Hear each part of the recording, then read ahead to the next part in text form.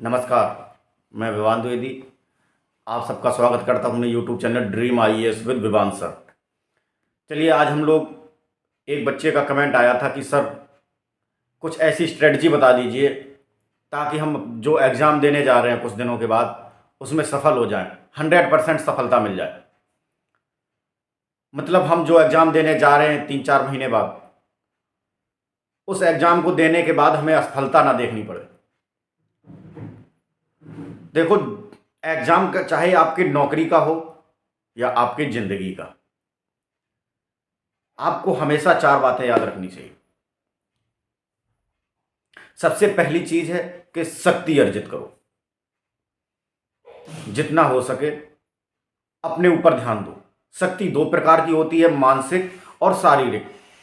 तुम्हारा मन नहीं लग रहा है, पढ़ने में मन नहीं लग रहा है, तो जिम चले जाओ, 4 घंटे जिम करो। अरे अगर कुछ नहीं होगा तो कम से कम शारीरिक शक्ति तो बढ़ेगी। फिर भी मन नहीं कर रहा पढ़ने का, तो पैदल चले जाओ 10-20 किलोमीटर चलते हुए। ये मन आपके साथ खेल रहा है। मन असीमित गति से चलता है। हमारा जो शरीर है ये सीमित गति से चलता है, और जो हमारा मन है इसकी गति असीमित है। बस इसका प्रयोग करना हमें आना चाहिए। इंसान के मस्तिष्क में इतनी क्षमता होती है कि ये किसी भी चीज को जीत सकता है। वेदों में लिखा है कि अगर कर्म इंसान के दाहिने हाथ पर होता है तो विजय इंसान के बाएं हाथ पर होती है। ये ऐसे ही नहीं लिखा गया। भगवान श्री राम भी इंसान के रूप में जब धरती पर आए तो वो भगवान कैसे बन गए? उन्होंने इंसानी कर्म किए थे, लेकिन उन कर्मों में उन्होंने अपने मन को इस तरह से जीत रखा था कि उनके मन ने उनको भगवान बना दिया। रावण और राम में बस यही फर्क था कि राम इच्छाओं से मुक्त थे और रावण इच्छाओं के पास में बंधा हुआ था। इसलिए राम भगवान बन गए और रावण राक्षस बन गया। आपको भी सिर्फ अपने मन पर ध्यान देना है, अपने मन की शक्ति को बढ़ाना है, अपने शरीर की शक्ति को बढ़ाना है, शक्ति को बढ़ाना है। अपना आदर्शवादी बातें करना छोड़ दो। कह रहा हो हाथ पैसा पैसा हाथ का मैल है, ये है वो है। अरे हाथ का मैल है तो निकाल के दिखाओ। आदर्शवादी बातें तब करना जब आपकी जॉब लग जाए। आदर्शवादी बातें बोलनी नहीं पड़ती हैं, ये तो करके दिखाया जाता है। उसके बाद सामने वाले लोग खुद ही बोलने लगते हैं, आपको नहीं बोलना पड़ता।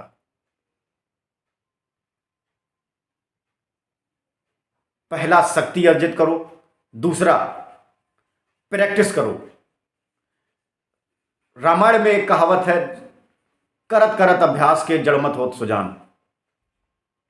अगर आप किसी भी चीज का निरंतर प्रयास करते रहते हैं तो वो चीज आपके दिमाग में ऐसे फिट हो जाती है, आपको सोचना नहीं पड़ता उस चीज के बारे में, अपने आप होती है। जैसे आप साइकिल चलाते हो या मोटरसाइकिल चलाते हो या कार चलाते हो, तो क्या आपको सोचना पड़ता है कि आपको कब क्लच दबाना है, कब ब्रेक दबाना है? नहीं सोचना पड़ता। एक बीटेक किया हुआ इंजीनियर इतने अच्छे से लाइट का काम नहीं कर पाएगा या कोई मशीनरी काम नहीं कर पाएगा जितने अच्छे से उस काम को करने वाला मैकेनिक कर देगा। ऐसा किस वजह से होता है? क्योंकि उसने प्रैक्टिस की होती है उस चीज पे। एक बहुत अच्छा उदाहरण याद आ रहा है, आपको बताएं।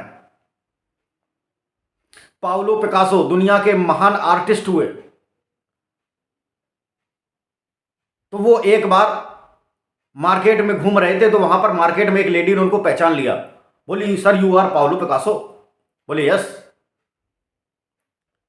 बोली, सर अगर आप एक स्केच बना देते तो अच्छा लगता हमें। तो उन्होंने कहा लाओ बना दे। तो भागी भागी गई, एक दुकान से एक कागज लेकर के आई और एक पेंसिल लेकर के आई और दे दिया। तो उन्होंने खड़े खड़े 30 सेकंड में एक स्केच बना दिया। उसके बाद पाब्लो पिकासो ने उससे बोला कि लो, ये 30 लाख रुपए का पेंटिंग है। बोली, सर 30 लाख रुपए का? उसको विश्वास नहीं हुआ। उसने कहा, सर 30 लाख का? बोले हां। भागी भागी गई एक दुकान पर, जहाँ पर इनकी बिक्री होती थी पेंटिंग्स की। उसने कहा ये पेंटिंग है, आप कितने में खरीदोगे? दुकान वाला बोला ma'am it's Pablo Picasso's painting. Lady बोली यस। बोला मैम मैं आपको इसके 30 लाख रुपए दे दूंगा। वो फिर से भागती भागती लेडी आई दौड़ करके, लेकिन तब तक पाब्लो पिकासो वहां से जा चुके थे। लेकिन कहीं एक इवेंट हो रहा था, उसमें पाब्लो पिकासो को वो लेडी फिर से मिल गई।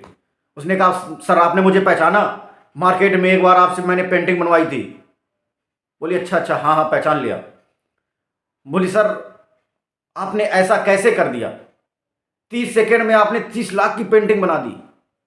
तब पाब्लो पिकासो ने एक बहुत ही अच्छी बात बोली कि मैम आपके लिए यह काम 30 सेकेंड का था, और इस पेंटिंग को बनाने में हमारी जो प्रैक्टिस थी वो 30 साल की थी। हमारी जो प्रैक्टिस थी इस 30 सेकेंड की पेंटिंग को बनाने के लिए 30 साल की प्रैक्टिस थी। तब जाकर हमने इस 30 लाख की पेंटिंग को 30 सेकेंड में बना पाए। इसलिए आपकी लाइफ में अगर सबसे बड़ी कोई चीज फैक्टर इंपॉर्टेंट है तो वो सिर्फ है प्रैक्टिस।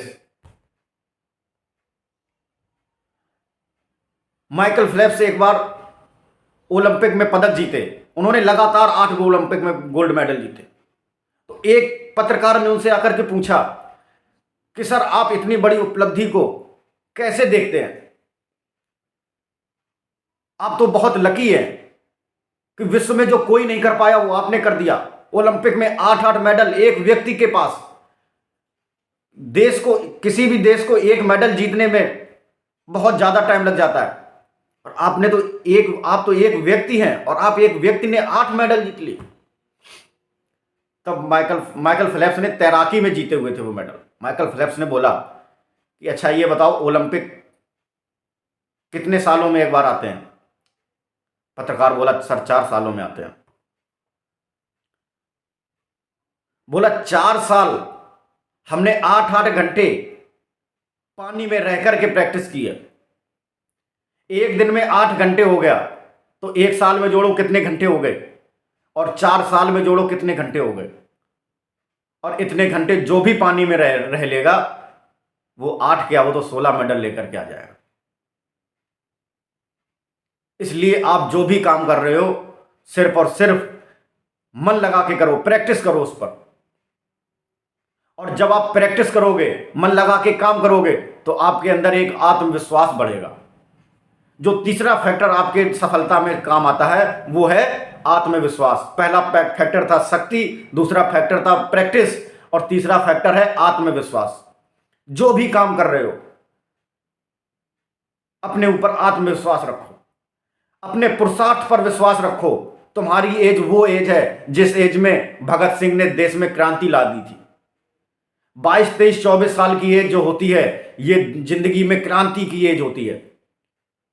और कुछ बच्चे तो आत्महत्या कर लेते हैं अपनी इच्छाओं को पूरा नहीं कर पाने की वजह से।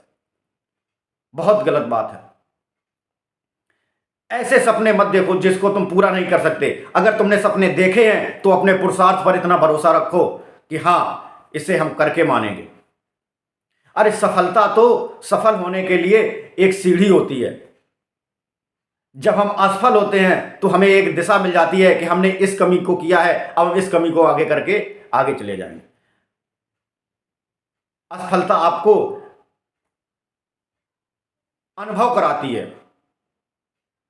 एक बार में सफल हुआ व्यक्ति कभी वो चीज आपको नहीं बता सकता जो 4 बार असफल हुआ व्यक्ति बता देगा।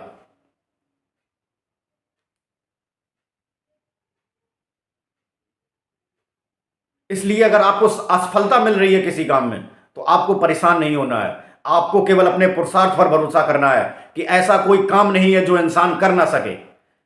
असफलता हमें यह दिखाती है कि कोई भी काम पूरी शिद्दत से नहीं किया गया है। हमारा जो प्रयास था वो अधूरा था, इसलिए हमें सफलता नहीं मिल पाई। असफलता हमें सिर्फ और सिर्फ हमारे काम को करने की शिद्दत को कम बताता है कि हमने जो प्रयास किया था वो प्रयास पूरा नहीं था।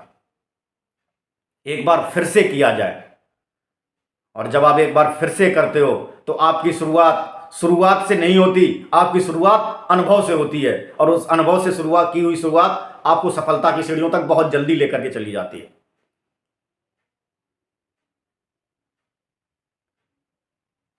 तो तीसरा फैक्टर था विश्वास, और उसके बाद जो चौथा फैक्टर आएगा वो है धैर्य, त्याग और धैर्य। त्याग और धैर्य, धैर्य बना के रखो, क्योंकि समय सबका आता है। इसलिए आप अपने बारी का इंतजार कीजिए। लोगों के द्वारा दिए गए तानों को भूलिएगा नहीं, बस उनको अपने मन में संजो के रखो, और उनसे अपने मन के अंदर एक ऊर्जा पाल के रखो कि हाँ, हमें कुछ करके दिखाना है। जब रॉकेट आपने आसमान की तरफ जाते जाते हुए देखा होगा, तो आपने देखा होगा एक मुख्य रॉकेट के अगल बगल दो छोटे छोटे रॉकेट लगे हुए होते हैं। जब रॉकेट कुछ ऊंचाई पर जाता है तो वो रॉकेट अपने आप अलग हो जाते हैं। जब वो रॉकेट और ऊपर जाता है तो उस रॉकेट के जो नीचे वाले पार्ट होते हैं वो भी उससे अलग हो जाते हैं। जब अंतरिक्ष में जाता है तो सिर्फ और सिर्फ सैटेलाइट ही बचता है।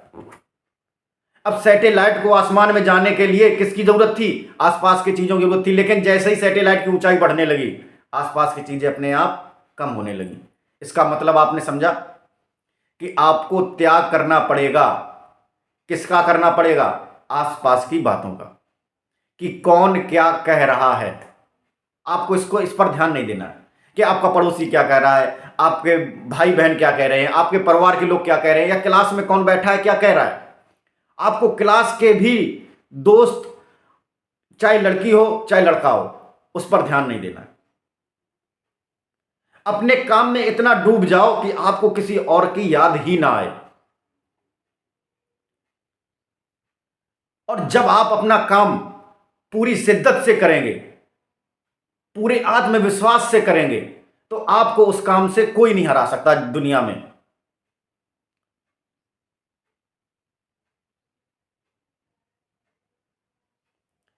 एक बूढ़ी अम्मा थी, आपको एक कहानी सुनाते हैं। एक बूढ़ी अम्मा थी, वो बैंक जा रही थी, state bank of India SBI में। रास्ते में उनको एक वकील साहब मिले। उन्होंने कहा, अम्मा कहाँ जा रही हो? तो अम्मा ने बोला, सर एसबीआई में जा रहे हैं, हमें कुछ काम है। बोली मैम, बोला अम्मा, एसबीआई के मैनेजर साहब तो बहुत खराब हैं, आपका काम होगा नहीं। अम्मा बोली कि अगर एसबीआई के मैनेजर साहब खराब होंगे तो हम उनके बाल नोच लेंगे। बोली अम्मा, आप बाल नोच लोगी? बोली हाँ। बोली शर्त लगा लो हमसे? बोला लगा लो अम्मा। बोली लग गई 5-5 लाख की शर्त। बोला ठीक है। अम्मा गई बैंक में। बोली मैनेजर साहब ये पैसे जमा कर लो। अम्मा बोली, अब मैनेजर साहब बोले कि अम्मा इतने पैसे कहाँ से आए आपके पास, बुढ़ापे में इतने पैसे? अम्मा बोली, सर हम कुछ नहीं, छोटा सा काम करते हैं, हम शर्त लगाते हैं और उससे पैसे आ जाते हैं। मैनेजर साहब बोले, अम्मा किसकी शर्त लगाती हो? बोली हम आपसे शर्त लगा लें। बोली अम्मा क्या शर्त लगाओगी? बोली आपके सर में जो बाल हैं ये लोकल हैं, आपने लगवा रखे हैं। अब जिसके बाल हैं उसको तो पता होगा ही कि हमारे ओरिजिनल हैं लोकल। मैनेजर साहब को पता था कि हमारे ओरिजिनल बाल हैं। तो मैनेजर साहब बोले, अरे अम्मा हमारे ओरिजिनल बाल हैं, आप बेकार में शर्त हार जाओगी। अम्मा बोली नहीं, हमारी तुम्हारी लग गई शर्त 1-1 लाख की। मैनेजर साहब बोले, अरे अम्मा आप बूढ़ी हो, आप क्यों बेकार में चक्कर पड़ी, हम आपसे शर्त नहीं लगाना चाहते, आप ना लगाओ। अम्मा बोली नहीं, हमारी तुम्हारी शर्त लग गई। मैनेजर साहब बोले अब नहीं मान रही तो लग गई शर्त। अम्मा बोली चलो ठीक है, हम कल आएंगे इसका निष्कर्ष निकालने के लिए। मैनेजर साहब घर पे गए, अपनी बीवी से बोला कि देखो एक बूढ़ी अम्मा आई थी, उन्होंने ऐसी ऐसी शर्त लगा ली, बताओ हमारे बाल तो ओरिजिनल है, तुम भी जानती हो। अम्मा शर्त हार जाएंगी और हम नहीं चाहते कि किसी वृद्ध व्यक्ति को ऐसा नुकसान झेलना पड़े हमारी वजह से। दूसरा दिन हुआ, मैनेजर साहब ऑफिस में आए, अम्मा भी आई, गेट खटखटाया। मैनेजर साहब ने बोला कि अंदर आ जाओ। अंदर आई, बोली चेक किया जाए? बोले हाँ। अम्मा बोली देखो हम दो लोगों के बीच में शर्त लगी थी। अब इसका तीसरा गवाह तो होना चाहिए। इसके लिए हम अपने साथ में वकील साहब को लेकर के आए।